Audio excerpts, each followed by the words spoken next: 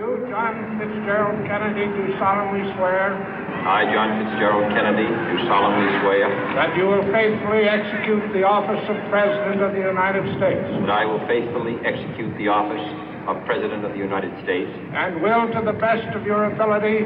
And will, to the best of my ability. Preserve, protect, and defend the Constitution of the United States. Preserve, protect, and defend the Constitution of the United States. So help you God. So help me God.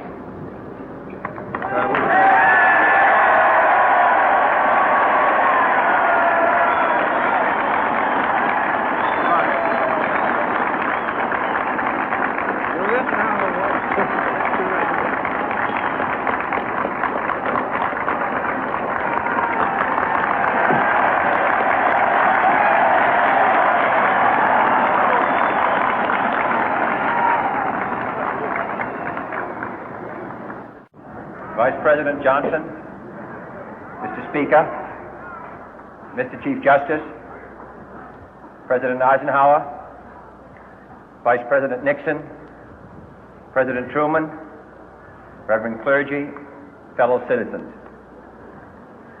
We observe today not a victory of party, but a celebration of freedom, symbolizing an end as well as a beginning, signifying renewal as well as change. For I have sworn before you and Almighty God the same solemn oath our forebears prescribed nearly a century and 3/4 ago. The world is very different now, for man holds in his mortal hands the power to abolish all forms of human poverty and all forms of human life. And yet the same revolutionary beliefs for which our forebears fought are still at issue around the globe. The belief that the rights of man come not from the generosity of the state, but from the hand of God. We dare not forget today that we are the heirs of that first revolution.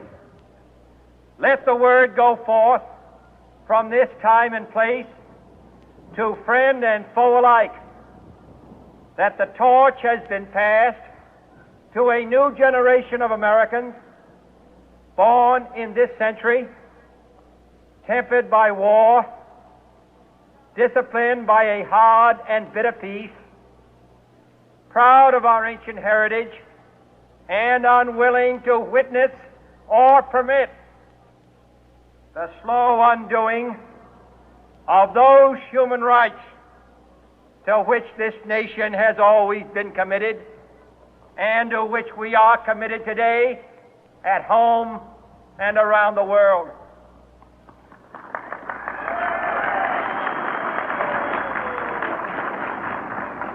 Let every nation know, whether it wishes us well or ill, that we shall pay any price, bear any burden, meet any hardship, support any friend, oppose any foe to assure the survival and the success of liberty.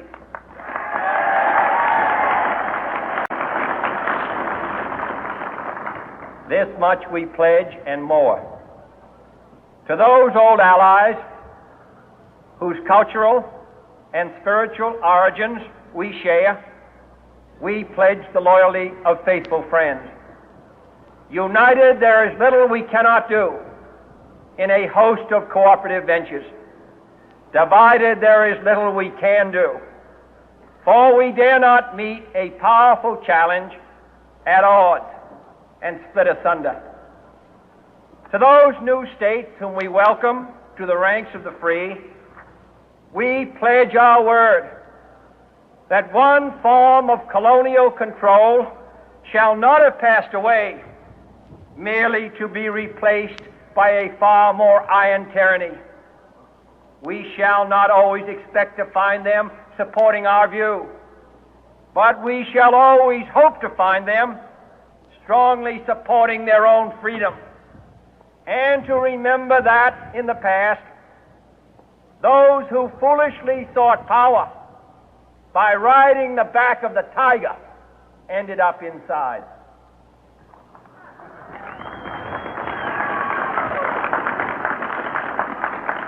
To those people in the huts and villages of half the globe struggling to break the bonds of mass misery, we pledge our best efforts to help them help themselves for whatever period is required, not because the communists may be doing it, not because we seek their votes, but because it is right. If a free society cannot help the many who are poor, it cannot save the few who are rich.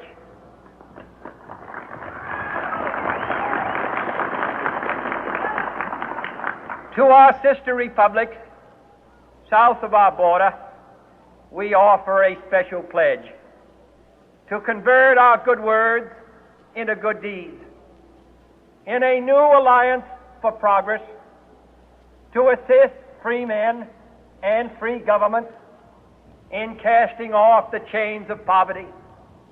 But this peaceful revolution of hope cannot become the prey of hostile powers.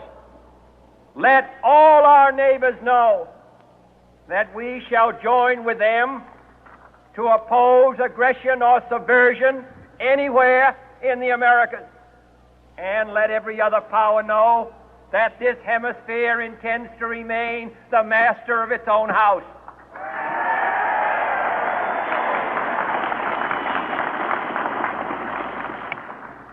To that World Assembly of Sovereign States, the United Nations, our last best hope, in an age where the instruments of war have far outpaced the instruments of peace, we renew our pledge of support to prevent it from becoming merely a forum for invective, to strengthen its shield of the new and the weak, and to enlarge the area in which its writ may run. Finally, to those nations who would make themselves our adversary, we offer not a pledge, but a request that both sides begin anew the quest for peace.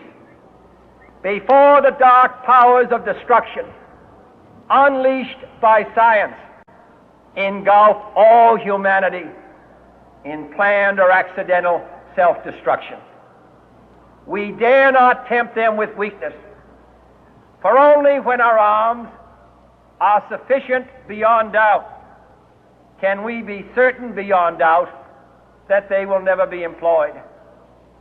But neither can two great and powerful groups of nations take comfort from our present course, both sides overburdened by the cost of modern weapons, both rightly alarmed by the steady spread of the deadly atom, yet both racing to alter that uncertain balance of terror that stays the hand of mankind's final war. So let us begin anew, remembering on both sides that civility is not a sign of weakness, and sincerity is always subject to proof. Let us never negotiate out of fear, but let us never fear to negotiate.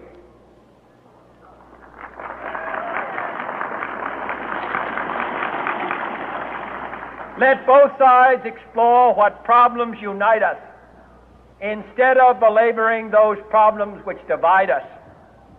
Let both sides, for the first time, formulate serious and precise proposals for the inspection and control of arms, and bring the absolute power to destroy other nations under the absolute control of all nations.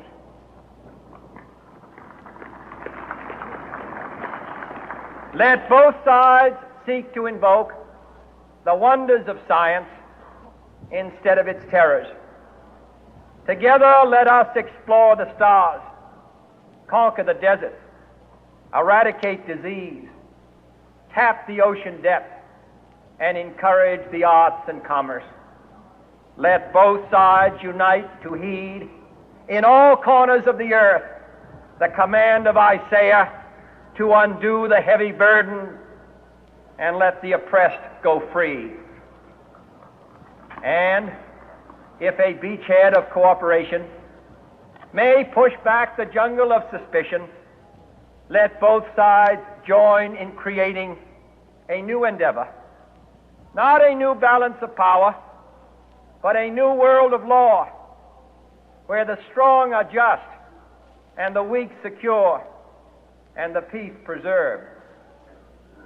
All this will not be finished in the first 100 days, nor will it be finished in the first 1,000 days, nor in the life of this administration, nor even perhaps in our lifetime on this planet. But let us begin.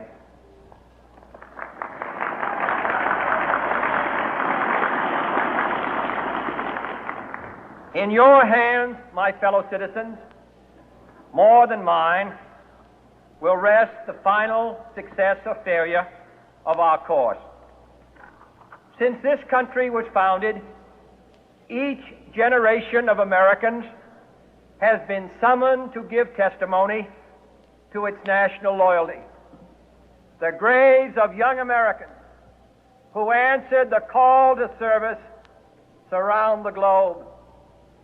Now the trumpet summons us again, not as a call to bear arms, though arms we need, not as a call to battle, though in battle we are, but a call to bear the burden of a long twilight struggle, year in and year out, rejoicing in hope, patient in tribulation, a struggle against the common enemies of man, tyranny, poverty, disease, and war itself.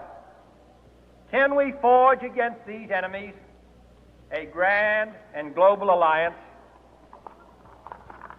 north and south, east and west, that can assure a more fruitful life for all mankind? Will you join in that historic effort?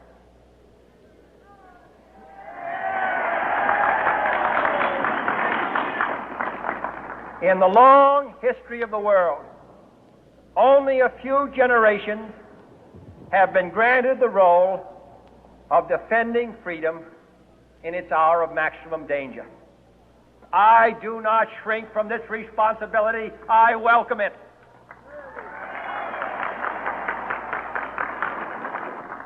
I do not believe that any of us would exchange places with any other people or any other generation. The energy, the faith, the devotion which we bring to this endeavor will light our country and all who serve it. And the glow from that fire can truly light the world. And so, my fellow Americans, ask not what your country can do for you, ask what you can do for your country.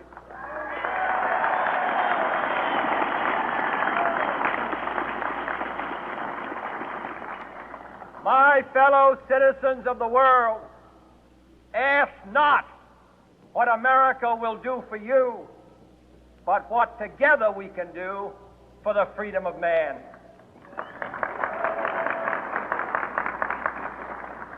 Finally, whether you are citizens of America or citizens of the world, ask of us here the same high standards of strength and sacrifice which we ask of you.